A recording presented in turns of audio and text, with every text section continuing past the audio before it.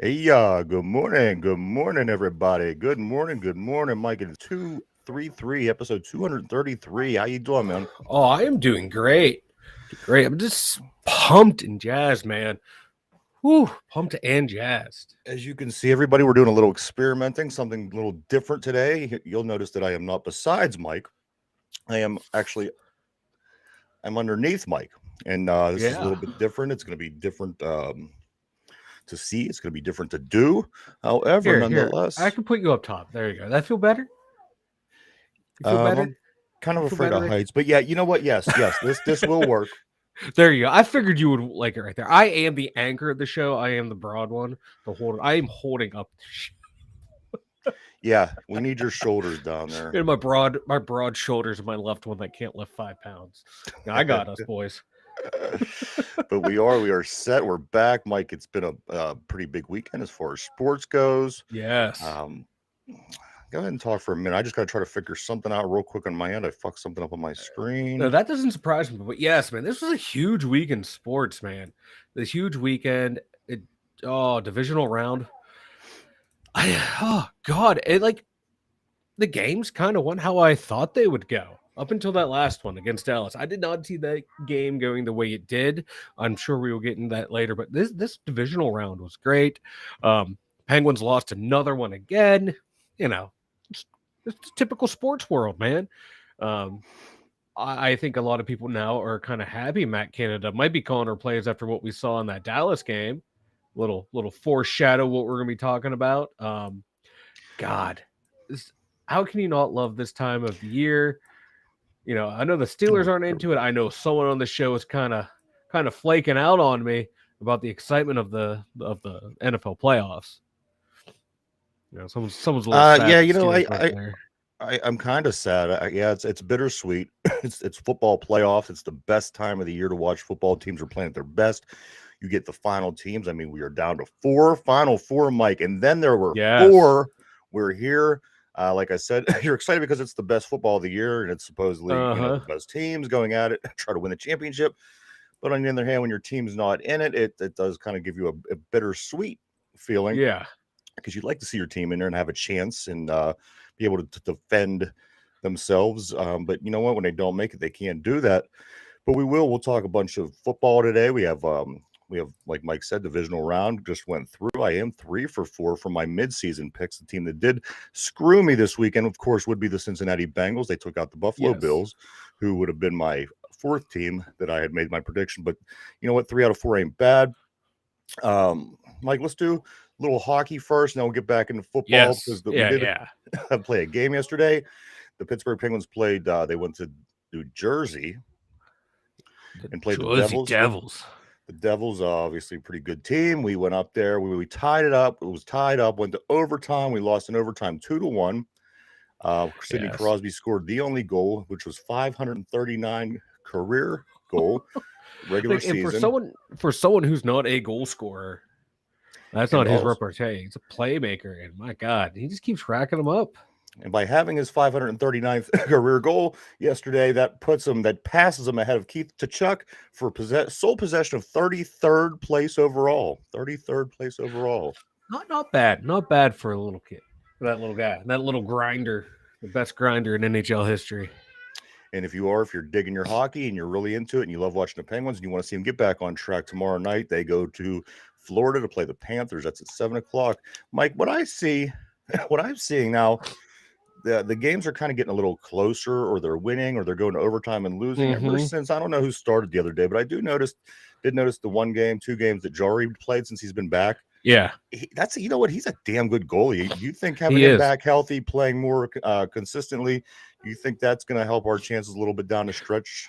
Yeah, because when they take those chances that they probably shouldn't, you have a better success rate with him back there being able to stop a 2-on-1 or stop a breakaway than DeSmith. And that's no knocking against DeSmith. He's a backup goalie, whereas Jari is one of the better goalies in the league. I throw him in the top 10 goalies in the league, and he's developed into that steady goalie to where you can rely on him to where you're more comfortable taking those chances. Now, do the Penguins need to get better at picking those chances? Yes, they do, because you can't continually to rely on your goalie to bail you out. Even if you have like Patrick Waugh, Dominic Hasek, Martin Brodeur back there, you leave a goalie out to dry too many times, it's going to come back to bite you.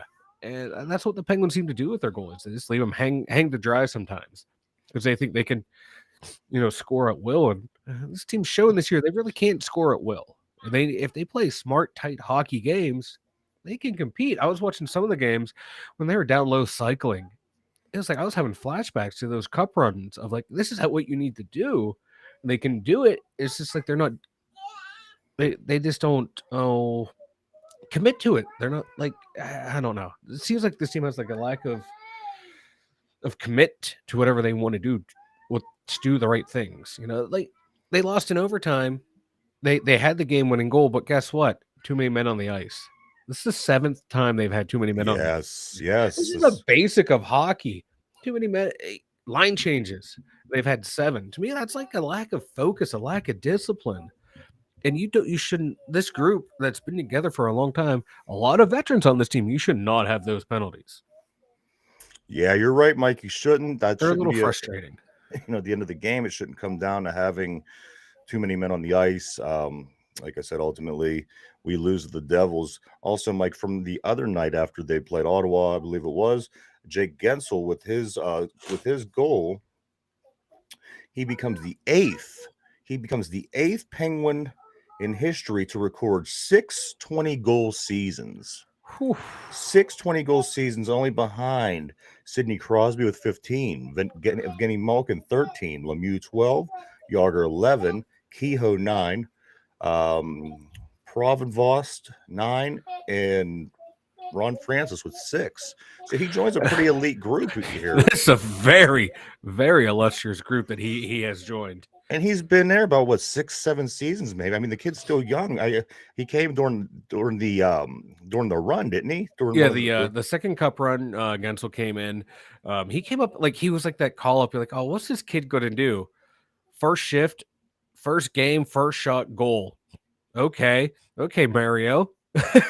Yeah, you know he was going to be special. And he just kept racking up the goals, man, and keeps racking them up. He's an old man now. He's 28 years old, but he still looks like he's 17 out there. Yeah, that's what I see him. I just think he's a young kid, just because of how he looks. And but he certainly brought it. He's been one of them guys that has been able to bring it ever since he came in the league. And you love that. You don't know if that's just a product of being on the ice with these other, some of these other guys, or if the kid really has it. He really has it. He has it. And, he has it. Like when Crosby's not there, he's still putting up points. Yeah. In goals. He's one of the better goal scorers in the game. He's going to get you 20 goals a year, at least 20 to 30. Yeah, and he's done nothing less of that so far. So I mean, there's nothing to the point otherwise. What is up? What is up? Good morning, P. How you doing this morning, sir? Mike, we also have from over the weekend a game that we should have won, a game that the Pitt Panthers should have won at the Pete this weekend. Yes. Florida State comes to town. The zoo was intact. Everyone was loud. I don't know what the hell's going on. This team, they 1 week they look like they're one of the best teams, and then the next week they look like they're one of the worst teams. I just don't know what team that Pitt is. Will the real Pitt Panthers please stand up? Because you know what, you lose 71-64 to this team, this Florida State team who's 7-13 overall, Mike. 7-13 overall, 5-4 in the conference, and that drops Pitt to 13-7 overall and 6-3 in the conference, which is important, which is big, heading towards March. So these Pitt Panthers, they have to get back on track, Mike. They go. Wake Forest is coming to town on Wednesday. Wake Forest is also sitting at 6-3 in the conference and 14-6 overall, which is 1 game better than Pitt. So this should, in theory, be a good game. If the Pitt Panthers win this, that's a good start for them to keep, to continue moving forward. It looks like they have roughly 10 games on the schedule. Most of them look winnable, but again, we just lose to Florida State, and that makes you second guess things and wonder how things are going to turn out. But again, tomorrow or Wednesday, I'm sorry, Wednesday, everybody, check out the Pitt Panthers at the Pete against West Virginia or Wake Forest. Sorry, Wake Forest. This is just like a team that it feels like they're that team that's on the rise, so they're going to have those inconsistencies. They're Yeah, going to beat that team that they shouldn't, and then they're going to lose to a team that they should. I hate to say, but it's like that team. Like next year, look out for them. Whereas this year, man, yeah, they're laying that foundation. they're dangerous. Like like They like could I beat it. didn't see this coming because my God, I follow them at a distance. I keep up on them. They are like terrible, terrible, terrible, terrible. And then this year, it seems like it's a revelation of how good this team could be. Like you said, man, they're getting the pieces in place. They've had some Yeah, good wins, and then losses. It's like a team that's learning how to win. I hate that cliche, but it is a cliche. You have to learn how to like close out those games and beat the teams that you should. yeah. I mean, it's one thing to know how to do it; it's two to actually go out and do it. And do it, yeah. The Penguin. I'm sorry, the Pitt Panthers. Like I said, Mike, they have some winnable games, and I don't know which team. It's you're gonna get one or two teams. You're gonna get a team that comes out and plays a great game and upsets one of the better teams in the conference, Uh-huh. or you're gonna get a team that loses to one of the lower teams in the conference. I don't understand that. I don't get that. But you know what? It seems to Yeah. be a theme in Pittsburgh with our sports. We tend to do that. They play down to their opponents. That happens with the Steelers. It happens with the Penguins. Maybe it happens all around. We just see it more Just magnified we're because so we are used to here. it. We're so jaded to when it comes to like our teams losing to someone that they should be. It's like, all right, it Yeah. happens. I do want to switch over to the gridiron. However, while I'm in Oakland, I'm going to stop here at to Pitt football, the Pitt football team. This year, Mike, so far the transfer portal has been pretty good to the Pitt Panthers. They've had some pretty good additions so far. Yeah. Number one being the four-star quarterback Phil Yurkovich from Boston College, originally from the Pine Ridge area here in Pittsburgh, Mm-hmm. making it back home. Secondly, the four-star running back out of Florida, Donovan McMillan. Third, LSU running back, Devin Davis, four-star running back. From Penn State, we get a quarterback, Christian Valano. Yes. Christian Yeah. Valano. Yeah. Um, Because he wasn't going to start because Penn State Drew Alar is going to be the locked-on starter for the next couple years. so we pull him over. A punter from Elon, a place I've never heard of. Elon, a three-star punter, Jeff Yerk. And then finally, Mike, the receiver that we just got at the end of last week here, Dejon Reynolds, a wide receiver, four-star wide receiver out of Florida. So I'm digging this. I'm digging this Mm-hmm. portal. A lot of cool things going on. You know what? The guys that we lost, they weren't really devastating. I was okay with losing them. Vincent Davis, a couple other guys like that, because you're bringing in some new talent. And you know what? Maybe Yeah. these guys we're bringing in might be just as good or better. Yeah, So, this is why I like the transfer portal. It's like you're giving guys that are buried on depth charts a chance to play, a yeah, chance to compete. Because like running back from LSU, you're going to have LSU's recruiting 4 or 5-star players at every position. So okay, you eventually get buried down the depth chart. You come in, they say, "Oh, you're going to start," but guess what? Next year they're recruiting someone else that you're going to have to right. compete with. You have like 4 guys to compete with. Then okay, hey, I can come to Pitt and showcase my talents to better myself for the future, and I like it. I like it. I tell you what, Pitt. Yes, absolutely, man. It's a dog eat dog industry. You know Mm-hmm. that you don't get to the top of the food chain in sports unless you are Yeah, the best. So it would suck to be in that position. You come in, you're yeah, sitting there at a four-star. They say, you know what, we're going to look for a guy next year to play the position that mm-hmm. you're actually playing for this year. Yeah, So it's a dog eat dog industry, and the best of the best move on. It's yeah. Like if unfortunate.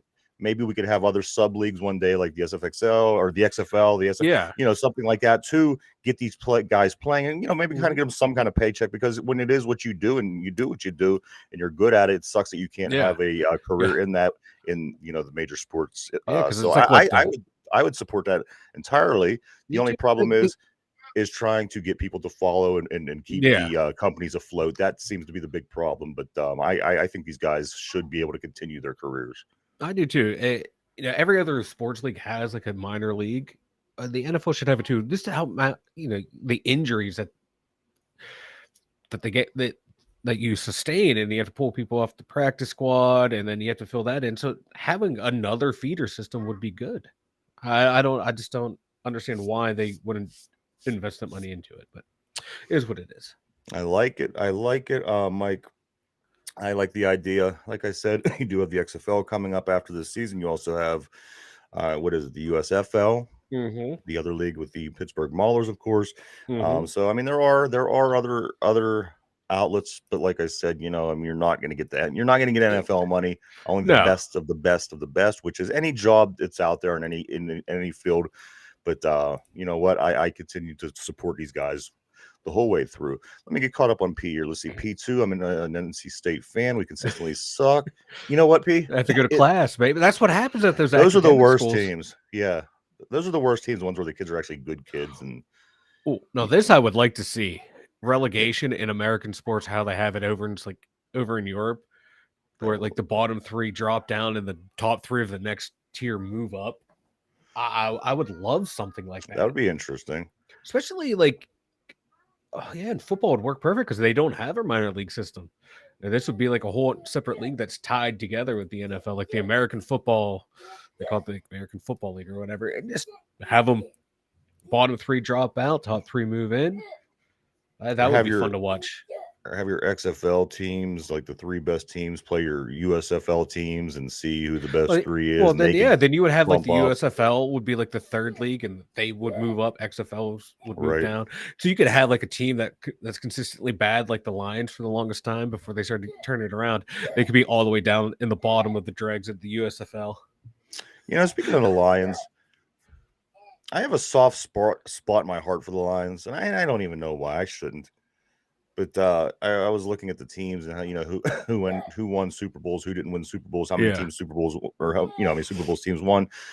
The Lions, Mike, are the only remaining team that wasn't from the expansion teams, because it's the yeah, Browns, who was an expansion in '99. It was the Jacksonville Jaguars, who's from '94. The Houston Texans, I can't remember. I want to say '97. But the Detroit Lions, Mike, they are that one team that's not an expansion team that you couldn't even be able to consider an expansion team, that has yeah, never, ever, ever seen a Super Bowl. Out of those four teams, or the four remaining that never seen a Super Bowl, they are basically the last. You would have to yeah, consider the Detroit Lions the worst team ever, if you think about it, because yeah. One of the worst franchises ever. yeah. Like I said, I do have a soft spot in my heart for them. I really learned a lot about them during the '05 season when we went up to Detroit to play Super Bowl at Ford Field. You learned Mm-hmm. a lot about them, learned a lot about the fans, the people, and how they're very, very similar to the people in Western Pennsylvania. And all they want is a team. All they want is a football team that competes. Yeah, And they too kind of follow the Steelers as a secondary team because of, I guess, things are so similar to the people up there.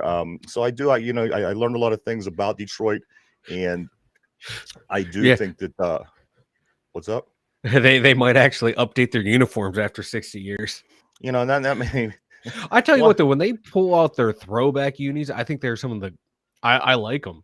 they're Like just that plain. They're solid. just blue and The just gray plain, helmets. I like it when they every once in a while throw in those throwbacks. Kind of looks Start, like the old Seahawks. Remember the Seahawks in the yeah, AFC yeah. West?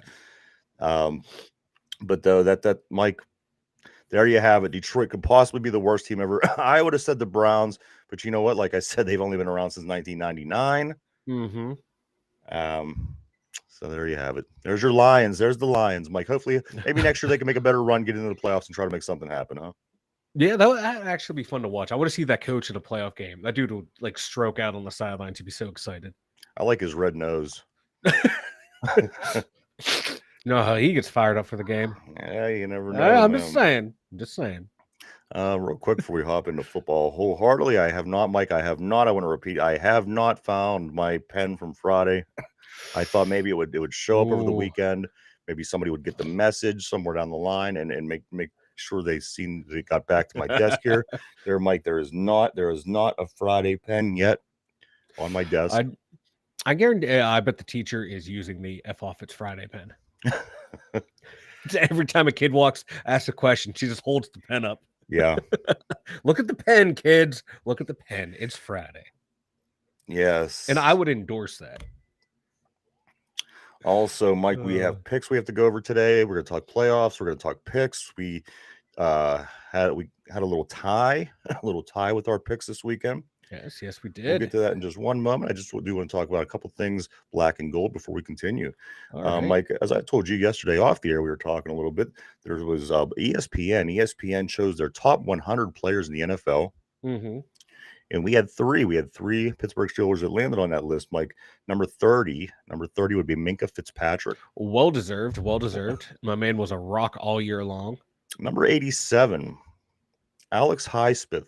Alex Highsmith, Mike. What do you think about him sitting at 87? I don't mind it based on production, but I just wonder how well um how what how well does he perform if TJ Watt's not there all year? We saw when Watt was gone, he really only had like a couple sacks, no He, real he big became splash really plays. He average. became very pedestrian without Yeah, TJ Watt. absolutely. And then finally, Mike, the third Steeler that made the ESPN's top 100 player list for this season is the very next spot behind number 87. Alex Highsmith is number 88. Everybody's favorite, Cam Hayward. If you're just looking at stat lines, well deserved. If you look at overall play throughout the year, not deserved at all. He was very, very hit or miss. There were games where he would disappear and you would not see him at all. Like, what are you doing? Where's Cam? Did Cam play at all today? And you'd see nothing. And then TJ Watt comes back those final few games, and Watt gets Cam gets his production back. So he's very hit or miss. Yeah, I But agree. looking at stat line, well deserved. At the whole thing from start to finish, eh. Yeah, I think if he would drop 12 spots, 13 spots, and fall out of the top 100, I would be fine with that. However, it's always nice to see your guys in there. You got Yeah, it is. three out of 100. So no Hines Ward, no Troy. Put up P1 real quick.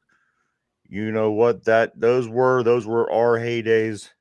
P, It was back in the day when we were winning. You were right around our age. This is our 70s team. Our parents that told us about the 70s teams and got to see all that.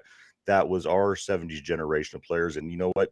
That will probably, continue to be my favorite group of players for the rest of my life. I'm here in my mid 40s, and Hines and Troy and Ben and, the whole squad, Bussy, Jerome. I mean, everybody on that team will, how can you not? How can you not love them, especially being from our generation, Do love them. Mike, also head coach Mike Tomlin yesterday. It was since 2007. Yes. Yesterday's 2007 was the anniversary of the hire of Mike Tomlin. Here we are, Mike, 2023. Coach T's still in the spot. Coach T's he has records. He hasn't had losing seasons, despite all the over the years with the fans, everybody wanting his head. This guy still continues to keep moving on, and you know what? He's not coaching bad. He's not coaching poorly. Things just have to get better, and and it's a big difference. It's a big difference from what goes on in other cities. But he does. We have to figure out a way to continue to move forward next season, Mike. But it's been a good run with Tomlin. Like I said, you know what I think it is. I think when I don't even know if I want to get into this. Yeah, let's move on.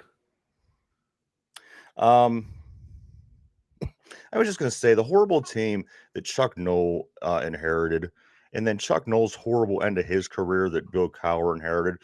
And I think my positioning, Mike, I think that's why I kind of always had issue with Tomlin, and it's not because it's his fault. It's because he just kind of had a better situation. And I know the last season that Cowher had before he retired was an 8-8, something like that, and he didn't make the playoffs. But this was a pretty nice team that was built. And I really did some soul searching the other day. And I'm not, like I said, I'm not even ready to debate this. I'm just saying that I think that's what it was.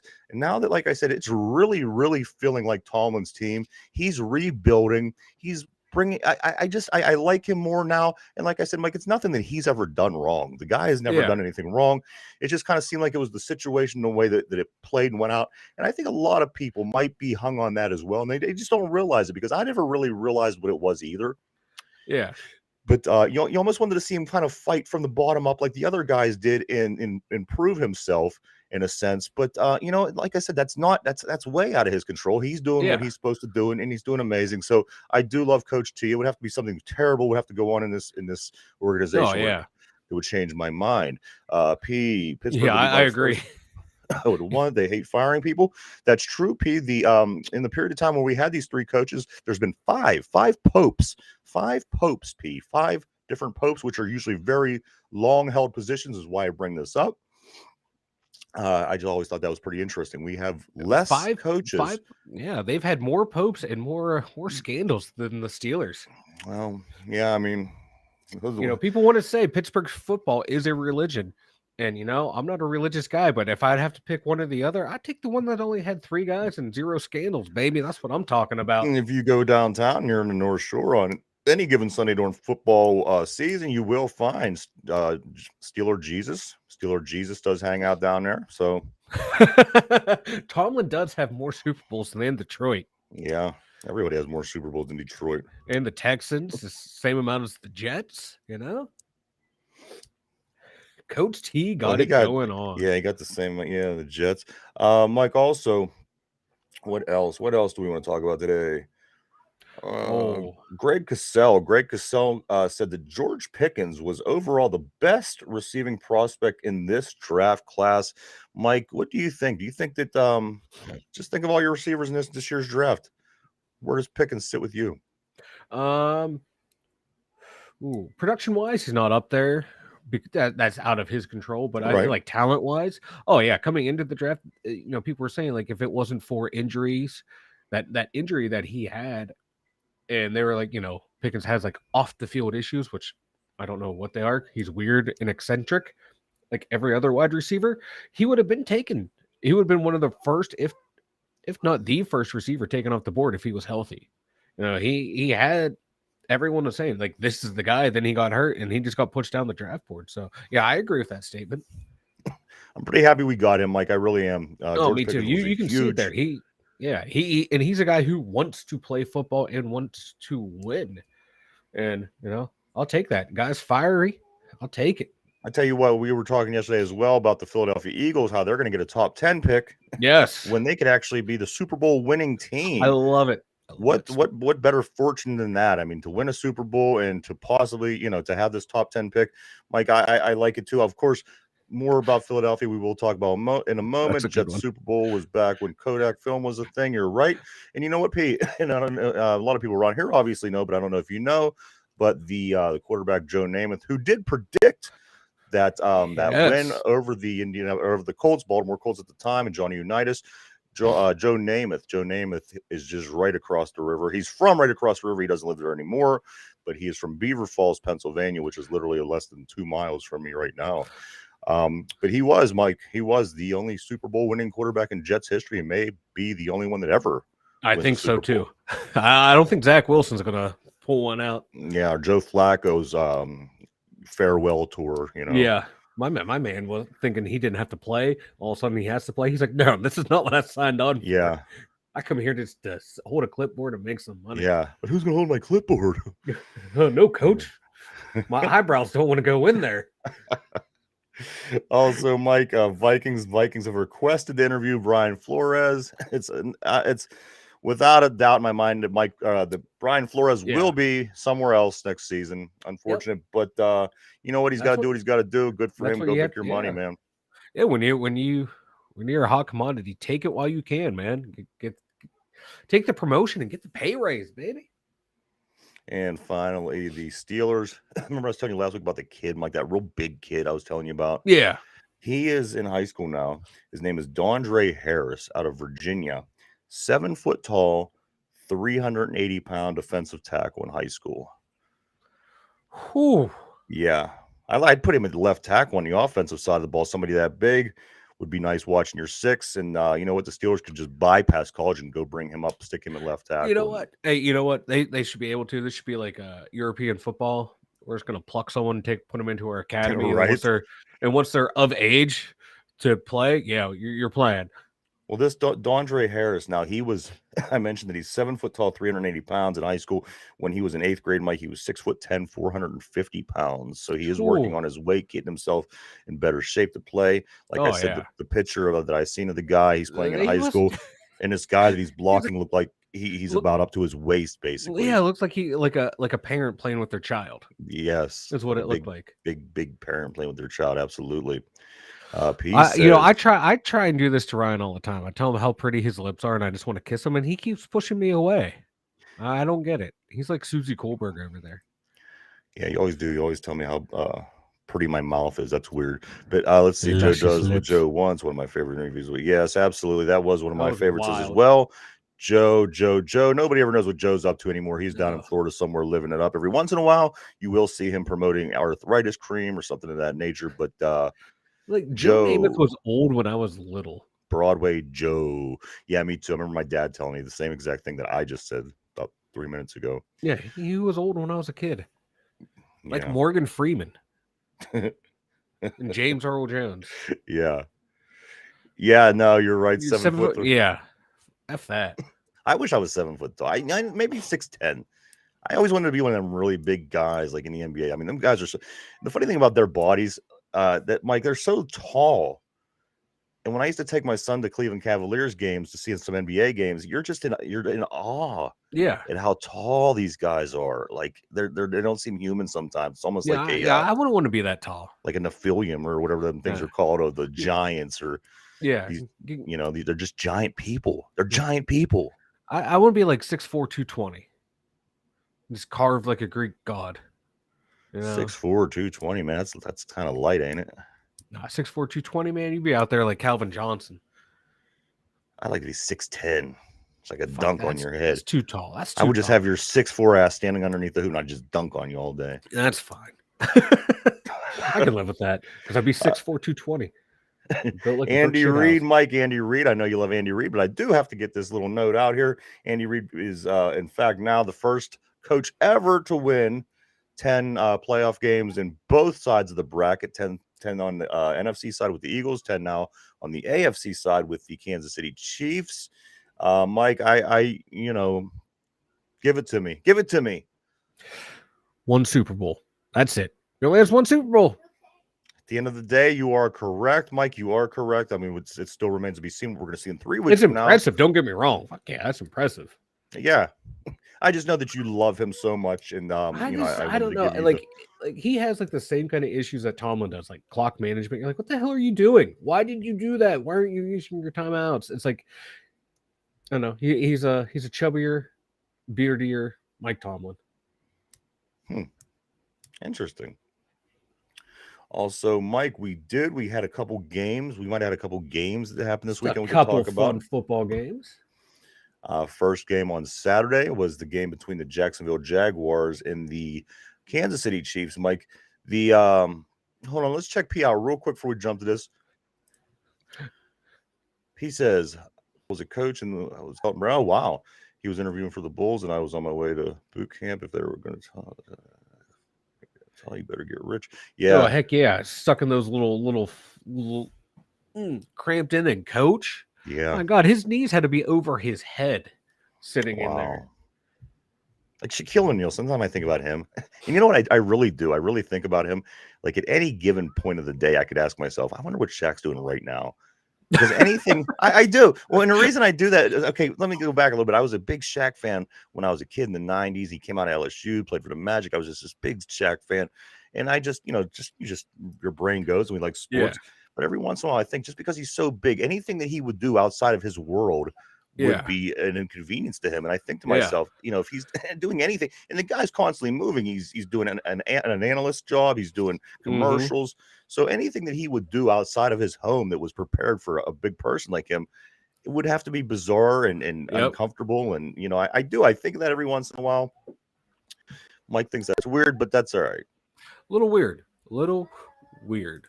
But we had Mike. I thought this was going to be it. The first quarter of the Chiefs game, in Arrowhead, Patrick Mahomes comes up lame. Yes, and I thought, hey, this is it. This is it. this, but he battled it out. He continued to play. Didn't play the greatest game in the world, but you know what? These Chiefs are good, Mike. They're a good football team. They're able to get wins even when the quarterback isn't playing great. And you know what? That takes you back to when Ben's nose was on the side of his face. He was still able, and the team was still able, be good enough to beat their division rival, the Ravens. So he has that fight. I love that fight you see in Patrick Mahomes. This is how you know you're good when you're 22 of 30, 195 yards, 2 touchdowns, 0 picks, 0 sacks. Not that good of a game. That's how you know you set the bar extremely high. I love him. He's one of my favorite like a lot of these I love him now. left. Once Super Bowl season's over, I won't love him anymore. Oh no. But I do want them to win it all. His Kermit the Frog voice and his childbearing hips. What's not to like about Patrick Mahomes? I love his childbearing hips. He is the Derek Jeter of right now. If he's scratching himself, blowing a bubble, anything of that nature, the camera's going to catch it. And 99% of the women are all gonna everything that he does, Chris Collinsworth says is the greatest thing ever. Yeah. Also, Mike, we're talking about Kansas City's passing game. Juju Smith-Schuster, Mike, he had 2 catches for 29 yards. 2 catches for 29 yards. They were the 2 most majestic, hard, just beautiful catches that you would ever see from a former Pittsburgh Steeler. And that man put his heart and soul into those 29 yards. He was just out there having fun. How can you hate Juju? I tell you what, he is out there having fun. He's having the same kind of day that Chase Claypool has. Riding those coattails, baby. Yes, absolutely. A couple catches, 20-some yards. Sounds a lot like Claypool. But anyway, let's continue to move on. Mike, this game was a really good game. You said it was going to be a close game at first, and then the Chiefs were going to pull away. I thought the Chiefs were going to pull away and become a close game second. However, that wasn't the case. Either one of us were correct. This game was a good game through and through, the whole way through. You got to watch. You got to watch, and you got to love Trevor Lawrence. Yeah. And it's going to be so weird because one day he's going to get that haircut. You know what I mean? Because through the course of his career, you hope to think he will. And it's going to be so weird seeing him one day. And it's almost going to be like seeing a new guy out there, Yeah. Because that hair is so distinctive for him. But this kid here, this Trevor Lawrence, Mike, he is something special. You see it every time he plays. And you see it in a big game like this in Kansas City, in the playoffs against the Chiefs. And, you got to love Trevor Lawrence. Unfortunately, I've seen him too much because he was out of the ACC and we played them, many times. Yeah. But this kid here, along with your other quarterbacks, your young quarterbacks, your Joe Burrows, your Josh Allen, guys like that, this guy will be in the pack, and this is your new group. The quarterbacks look around the AFC now, Mike, and you kind of this is the generation. The Brady, Ben, Rodgers, Drew Brees, Eli, Peyton. That generation is officially done. It's gone. This is your new generation of quarterbacks right here. Take a look around, and Patrick Mahomes, Josh Allen, Trevor Lawrence, Joe Burrows, the guys on the NFC side of the ball, Jalen Hurts, the whole way down the list. I mean, there's a bunch of them, Mike, but this is the new class. I'm excited. It's exciting. I can't wait to see what they can do. For the next 15 years, these will be the guys that's hoisting the Lombardi Trophy at the end of January, beginning of February, because these are, this is where it's at right here. So if you want to compete, get back into the game like the Steelers do. See what's going around, because this is the future. This is what you're going to be up against for the next 15 years if you're trying to win a championship. Yeah, I want to say, like, that Jacksonville defense, man, to hold Kansas City to 27 points and to keep this game close, they did a hell of a job. Trevor Lawrence did a hell of a job playing, his first big road playoff game. I said it, Jacksonville, they're a year too early. Next year, look out. I can see them next year in the championship game. Absolutely, I can too. If he brings back that Boz haircut, that'd be badass. Fuck yeah! Just don't get on the cheap roids like Boz was. Or was Boz in Detroit or was in Seattle? He was. I know it was one of them gray and blue teams. He was in Seattle and he got ran over by Bo Jackson, and that just ruined his whole career. Yeah, Bo Jackson was something. But yeah, I couldn't agree more, Mike. This guy, and you got to think too, the Jacksonville Jaguars. They're not a great team. You take Trevor Lawrence out of there and you play that playoff game. It's certainly not a 27-20 football game. They got talent. They have talent. They have talent. They are an NFL team. But listen, I mean, if this team was riding Zach Wilson, are they in the game coming up? Are they in the divisional round? Because Zach Wilson sucks. Exactly. This team, like I said, or the Chiefs where they are if Chad Henne's playing. No. But that's not the narrative we're talking about. I'm talking about the this guy for 1 second, Mike. So the Jacksonville Jaguars, I do see them moving forward and getting better. And you hit the draft, you hit some free agency. This team Oh will be yeah. better moving forward. As far as the Chiefs, Chad Henne, where is Chad Henne anyway? I've heard his name 13 times over the weekend, and I don't know why. He's the Chiefs' backup quarterback, man. He was 5 of 7, 23 yards and Is a that what it was all touchdown, about? baby. Okay. Yeah, Yes, I that's what it's did. all about. Chad Henne is still floating around the league. I love. There you go. Happy So you hate Chad Henne could have Henne. won the game yesterday, perhaps, if Patrick would have been out. But good thing that's not the case, and that's scary moving forward, Mike, because you don't want to lose this quarterback if you are the Chiefs moving forward. I think they have a great opportunity to win the championship this year. However, you got to watch that leg. That could be I don't know, big. man. Their defense is kind of sus. I don't trust their defense. I'm sticking with the Chiefs on this one. I am solid. Okay. They win the game, and this was the first game of the week, and it kind of bled into what we were talking about last week. And I thought, you know what, this is another one of these games. They lose by a touchdown. Let's see how exciting these games are this weekend, because we did talk a little bit of some shady business in the NFL. So let me go to the next game, like the second game on Saturday, 8:15 game, the Giants, the Eagles. This was a game that you thought was going to be a pretty good game. No, I said blowout. You said blowout? I said blowout. I thought the Giants were your team. They were my team, but I knew they were going to get their asses kicked. Oh. Anyway, somebody thought the Giants were going to win. They did not win, Mike. The Philadelphia Eagles come out hitting on all cylinders. And this team, who was kind of came off into the playoffs slow. They had a tough road to finish out the year. They were facing some injury issues, and people were kind of curious, how's this going to play out? You were sitting around for a week. Are they rusty? Are they going to come out? Mike, this team came out the exact way you want them to come out. Oh, yeah. 38-7 against a division team. People going on and on. You know what? They're from the same division. They should know each other pretty well to where this could be a close competitive game. I said no from the beginning. The Giants didn't look like they belonged in this game. I've been saying the Giants don't belong at this point anyway. Mike, the Eagles win this one. It's Giants just weren't ready yet. They were not ready. Everyone's saying how last week at Minnesota,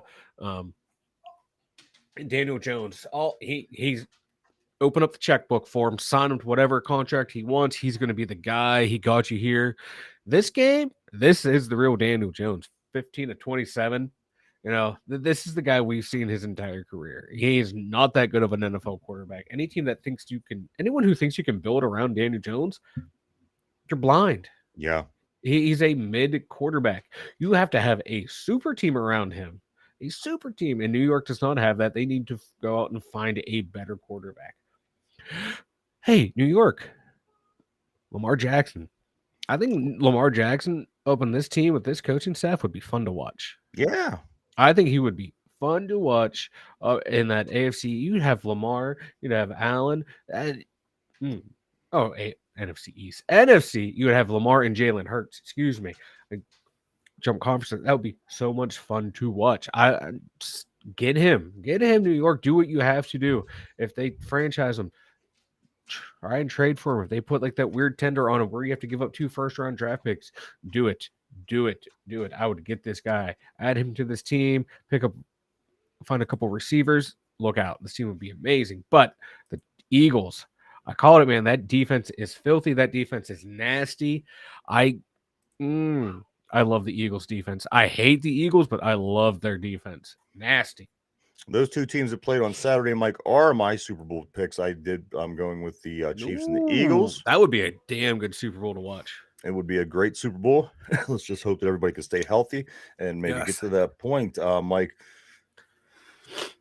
We might as well jump to Sunday. The first game of the day was the one that a lot of people were waiting for. It was a game that we didn't get to see from a few Monday nights ago, about a month ago. The game that was supposed to be played down in Cincinnati.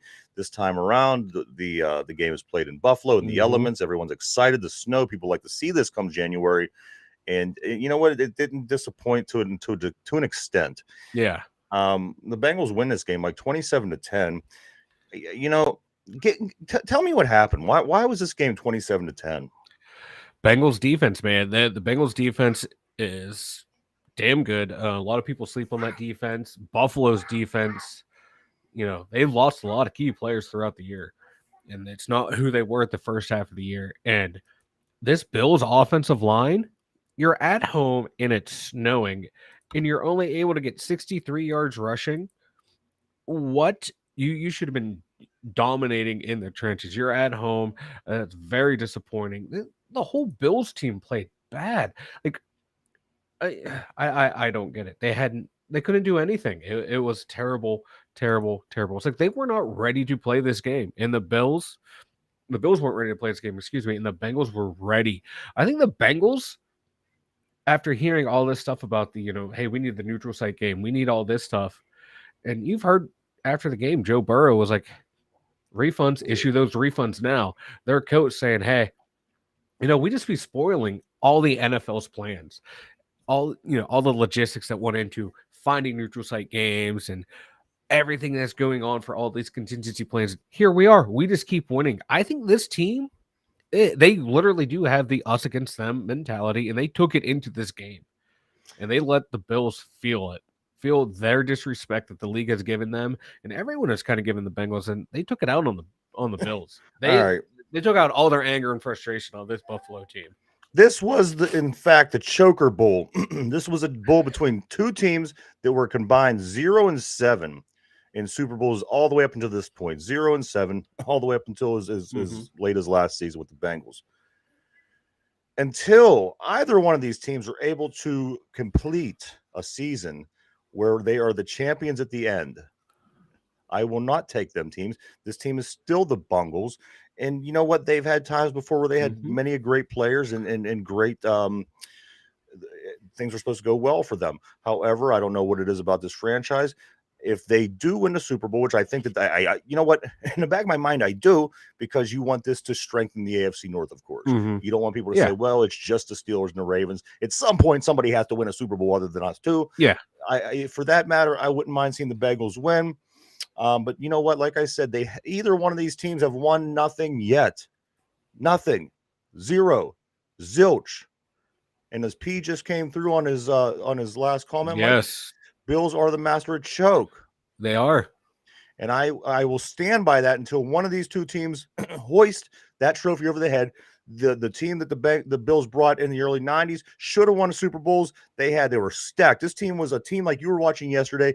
It's just stacked full of players. They just couldn't get it done. You know what? If you're wearing those two uniforms, you've never gotten it done since day one. So it's going to be, you got to convince people that you are going to be able to get to that point, get over that hump. And you know what? The Bills are out. The Bills were a heavy favorite all year long. Like you said, they were dealing with injuries going into this game and all the way up until this point. So, okay, we could throw that in there. But you know what? Let's watch these Bengals. It's going to be interesting next week because, like you had said, the Chiefs have never beat this Bengals team. Joe Burrow is what, 3-0?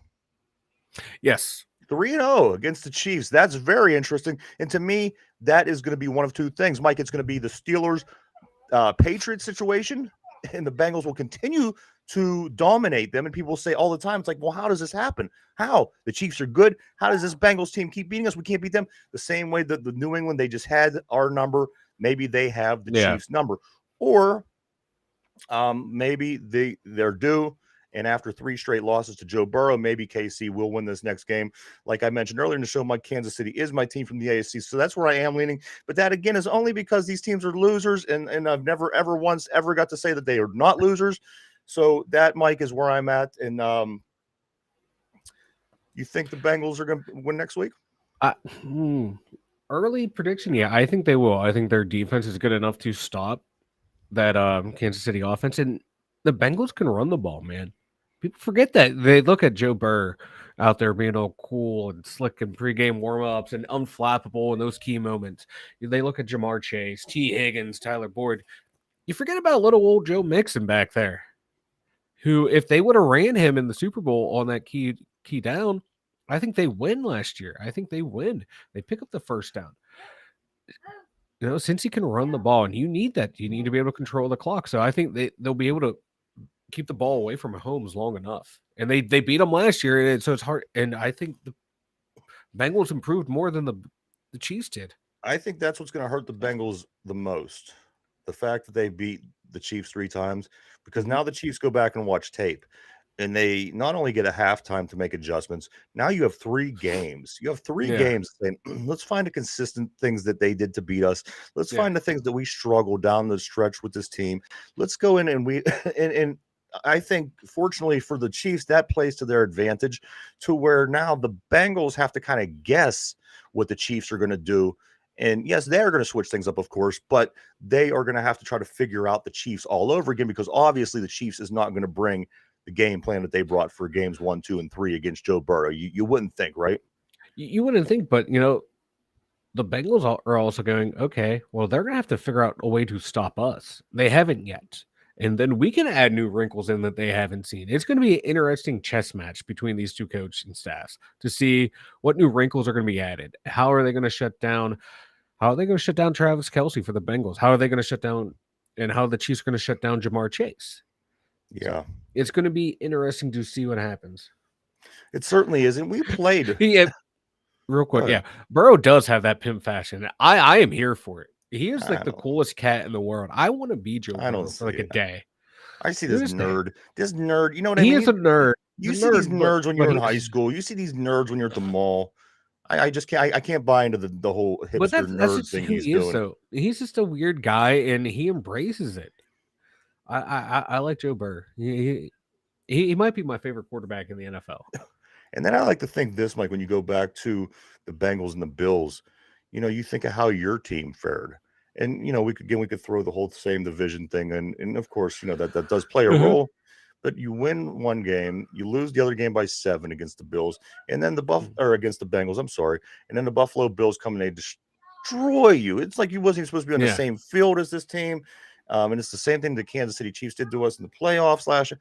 Mhm. I, I it's going to be a hell of a game. No two ways about it. I Don't get can't me wait. wrong.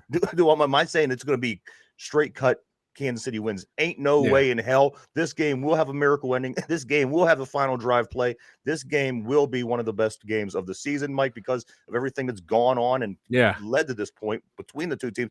It's going to be amazing football next weekend, Mike. I think it might be better than the Super Bowl. You know Not what? It's like crazy. like this game is like the Super Bowl, like the only game that matters. The team who's going to win is going to be in this game. No, I think it might just be a better game than the Super Bowl. Let me ask you this. Let's just say that, I mean, it's either the Philadelphia Eagles or the 49ers in the NFC. Does this Bills team or this Bengals team, I'm sorry, is this Bengals team strong enough to beat KC and then either Philadelphia or San Francisco? You think I think they are. I think they are. is there a team like out of these 4 that you don't see? Because like I said, at this point, every game is going to be is going to be extremely competitive Mhm. between the 49ers, between the Bengals, between Kansas City, and between the Eagles. Is any of these 4 teams to you not strong enough to make it through the gauntlet of who they're playing this week and who they could possibly be playing in the Super Bowl? San Francisco, because we started to see it. We'll get there in a second, but I think we're starting to see it just a little bit that Brock Purdy's just not. I'm not saying he's not the guy. I think it might just be too much for a rookie right now to win the NFC Championship and then win the Super Bowl. I think we're starting to see his play just tinker off just a little bit. Yeah, I agree, Mike. I would have to say it would be San Francisco as well. I um I have friends that like San Fran. You know what, good for you guys. I hope they do well for you. But for me personally, this is a team that could tie the Steelers in an overall Super Bowl win thing, which is Can't very have that. petty, which is very Oh, very, Yinzer. very petty. But you know what? That is me. I'm a very petty Yinzer, and it is something to me. And I don't want San Francisco to win the Super Bowl for that reason. And Mike and I I do wasn't agree even with you. mad Out of for the that. 4 teams, they would be the team that wouldn't be able to. That would probably fare the least best Yeah. in the gauntlet remaining to get that Lombardi. Real quick. Yeah. The Panthers do look like they are trying to stay bad forever. I don't know what they're doing down there. Speaking of knowing what they're doing, can we talk about the Dallas Cowboys for a minute? Finally, yes, the Dallas Cowboys, Mike. This game, I tell you what, this game had it all. It had the missed field goals. It had Ray McLeod dropping, giving up valuable A field punt, position on a yeah. punt return fumble. The play to finish up the game is something that you see maybe once in a The lifetime. I don't greatest know. the worst play in NFL history. And since the Cowboys did it, it is the greatest play in NFL That's history. them It is boys. number one, baby. Yes, them boys are heading to that couch, baby. I love it. Dallas is out. You know what? Being a Steeler fan for many reasons, this is a great thing. We hate Dallas. We hate the Cowboys. Glad to see them out. Glad they can't get a Yes. sixth Super Bowl. And you know what? Seeing them stupid stars not being out there anymore, it makes it a little bit more worth watching. Like who thought that this play design of let's have Zeke Elliott line up at center and everyone else is spread out and we're going to snap it to our quarterback. And finally, like a team who the Niners were smart, they saw this and they're just like, all right, we're just going to run over the center. We're going to run over Zeke. And they did. And that forced Dak to throw a quick slant across the middle To a of the guy field. covered by 10 people. Yeah. And that dude just gets walloped as soon as the ball was released. The Niners defender, I can't remember who it was, come flying out of nowhere and just killed this guy. Most teams would be like, oh no, what are they going to do? This Niners defense, like, nah, we're ending this game right here and now. And I loved every second of it because the Dallas Cowboys did the worst play call in NFL history. I love it. Thank you, Cowboys. You know, Mike, that play. I don't exactly have the formation in front of me, but it seemed that they had about four or five people at the top of the screen. Yes. At the bottom of the screen, there was about four people. There was the quarterback, and there was Zeke snapping the ball. They snapped the ball. Like you said, Zeke gets ran over. Mm-hmm. This pile of players doesn't move at the top of the screen. They're watching. The No, people at this the bottom of the lackadaisical. screen doesn't move except for one or two guys. And the one guy that ran the slant that got hit with the pass was basically covered by 10 guys in prevent defense. I can't for the life of me even begin to think what the thought process was, Mike, when drawing up this play. No, like you said, no one really moved towards where the ball was being They all thrown. just No watched one, it. They all just watched Zeke get hit. Yeah, everyone watched him get blown up, and then like they didn't know what to do. No one what did they think? Like they're gonna throw that pass, everyone's gonna come down and block for Zeke, and then people are gonna run behind for the hook and lateral. I don't get it. There was no there hook was and nothing lateral there. guy. There was no, there was no one moved. No one moved. I'm stumped. Like if they were gonna run behind the O line, why not throw it to the top where everyone was? That made no sense to me whatsoever, and I love it. I love it. I love it. You know Game what? These on two the teams, line. You need a touchdown. No timeouts left. 5 seconds left. You throw a 9-yard slant. I love it. Watching these two teams play, it brings back memories because, yes, during the 80s, 90s, these teams went at it constantly, and seeing them two uniforms, them two logos, there's a nostalgia to it. I do enjoy that. But there's nothing more that I enjoyed than seeing the Dallas Cowboys getting knocked out of the playoffs. Mike, it wasn't a bad game. It started out 3-0 San Fran, and then Dallas scored, and the dude got his field goal blocks. I mean, how many times in the past 2 weeks this guy hasn't been able to convert an extra point? That thing was going wide left from the kick. So then it's 6-6, 9-6. I like these kind of games. I like the games where every point is very valuable. It reminds me a lot of Steelers. It reminds me a lot of AFC North, a lot of Steelers-Ravens games, things like that. I did enjoy this game. Overall, like I said, because there was a lot of nostalgia, I thought it was a great played game. I mean, some people would say it was boring, but you know what? That's fine. I think this game, was very good. And with the 49ers moving on, now let's just look at our bracket real quick. San Francisco 49ers are going to Philadelphia. So you got the 49ers going to Philly to play Jalen Hurts in the Eagles. And then obviously back on the AFC side of things, you have the Cincinnati Bengals traveling to Kansas City to play an Arrowhead against Patrick Mahomes and the Chiefs. Mike, I think this is pound for pound one of the best championship weekends that we've seen overall in a while. Oh, it's going to be a great weekend. I can't wait. It's going to be amazing football being played. You have 3 of the better quarterbacks in the league, and then Brock Purdy, which my man, he's undefeated. He's the late season Ben Roethlisberger. It's exactly who would have thought? And I just think his play this week left a lot to be desired. Mike, do you think he's going to be a big guy down the road like Ben ultimately ended up being, or do you think that this fun run is going to sizzle and he's going to someday come back down to mediocrity? I think he's gonna say he doesn't have all the talent that San Fran has. Say he doesn't have the defense that San Fran has, and he goes somewhere and they try to build a team around him. Do you think that this guy falls off, or do you think he will excel his whole entire career, which I is think almost he'll impossible excel. to say at this point. But you believe he will excel? I don't know what happened to Mike. I think I lost Mike. Up there he is. He's back. There's things going on with my computer right now. So sorry about that. Yeah, I No, don't know what happened right there. So you think Brock Purdy's going to be the real deal? I think he'll be a say like a top 15, top 20 quarterback. Okay. But if he stays on this team, they keep surrounding him by talent. I think he'll perform really well. I think he'll.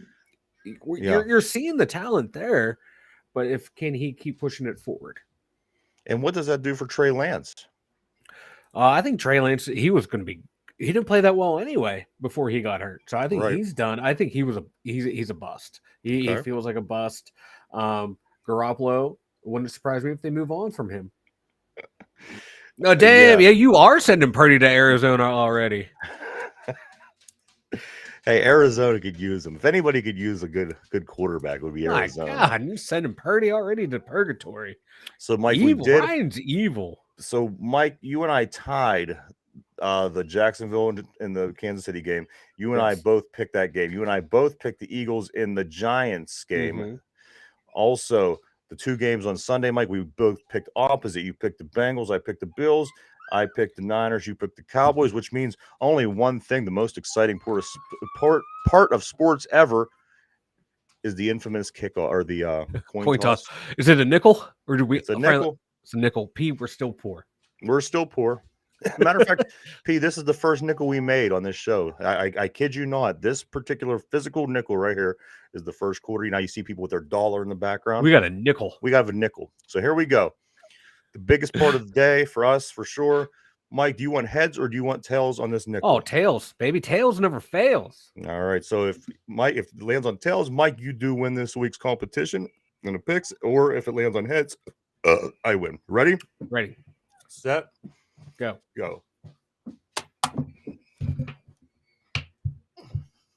What the go down in the crotch of my pants. Let me do it again. What kind of clusterfuck do you have going on? All right, hold on. Hold on, asshole. This is some great podcasting right here. This is on heads. It did land on heads. Okay, I'll take your word for it. If you can see that, I don't know if you can or not. I can't see it. The camera's not. After that, my God, Pete, I don't know. When you know how you try to catch it and it falls down the crotch of your pants.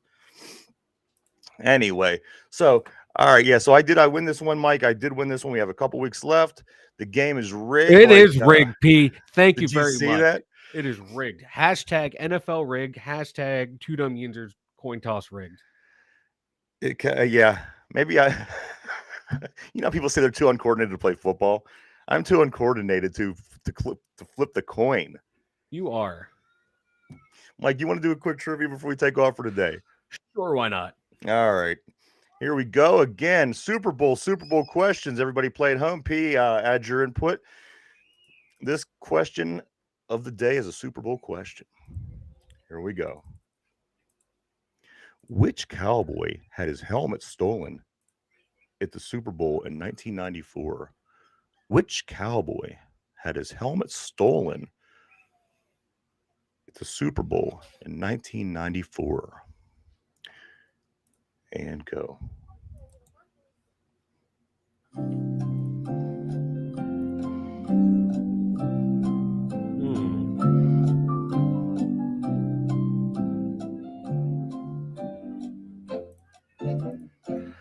Wasn't it Emmitt Smith? I'll give you a hint. 3 weeks later, someone gets a hold of the Cowboys saying they know where the helmet is. The Cowboys told the person, if you return it, we won't ask no questions. The helmet was returned, no questions was asked. And that was the story of the stolen helmet from the Super Bowl in 1994. Huh. And who do you like, Mike? You think it's I'll go with Emmitt. Smith? Like Pete. Sounds like something Michael Irvin would do. It does sound like something. And you know what? You made the Coke comment earlier about Dallas. It sounds like something else that Michael Irvin. I'm sorry, Michael Irvin would have done. But Heck so, yeah, Mike, you have the you have Emmitt Smith. P, you have Michael Irvin. Is that your final picks? Yes. All right, let me get you locked in. Lock it in. Locked into place. Here we go. Which Cowboy had his helmet stolen at the Super Bowl in 1994? Mike says Emmitt Smith. P says Michael Irvin. The answer is Mike, you are correct. The answer was Emmitt Smith. It was missing for 3 weeks. Somebody contacted the team. We know where it's at. No questions asked. If you return it and it was returned, that person could have either kept the helmet for the rest of their life and said, I kept Emmitt Smith's Super Bowl helmet, or do the other thing and turn it in. And you know what? It all worked out at the end. At least he didn't get a steak dinner out of the whole thing. But Mike, why don't you go and tell everybody about the website? Dumyinzers.com. Head on over there. We have links to everything that we are on. YouTube, Spotify, Anchor. There's Facebook links. There's Instagram links. There's Twitter links. There's merchandise store links. Everything you need at dumyinzers.com. That's the number 2, DUMYINZERS.com. There you go. Go check it out, everybody. www.2dumyinzers.com. Also, we are on every day, Monday through Friday, from 11 a.m. to 12 p.m. All week long. Please keep.